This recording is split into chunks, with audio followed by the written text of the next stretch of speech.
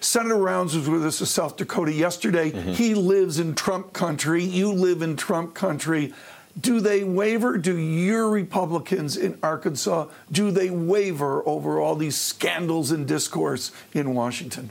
I think the main issue talked about at home revolves around trade more than the chattering classes in Washington talking about scandals.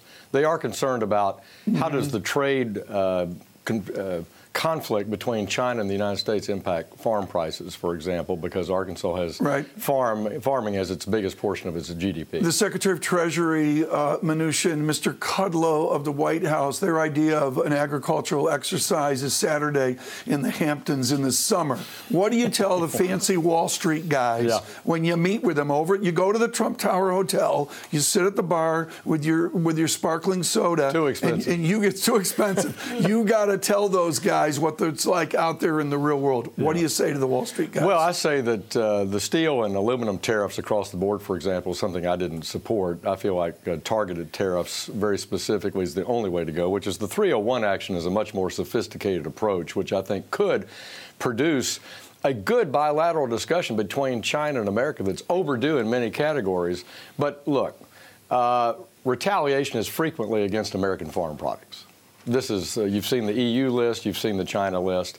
And when people are putting their soybeans in the ground, that's why they're concerned. They want an administration that pushes for more market access, reduces non-tariff barriers.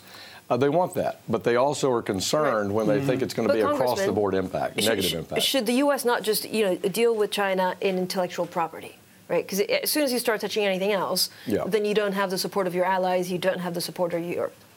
Well, I agree that the EU and the United States have intellectual property theft, and licensing is a big heart of the decision, and I think we'll work together on that. I think we'll have that as an allied point. Okay, so what would you target when you say you do much more targeted tariffs or trade tensions? What would you do? Well, what I'm saying is that the 301 action, where we identify the worst behavior of China category by category, including intellectual property under 301, is the way to go. What I'd like to see is that we have an intensive bilateral discussion, not unlike America and Japan had in the late 1980s, and try to resolve some of these issues.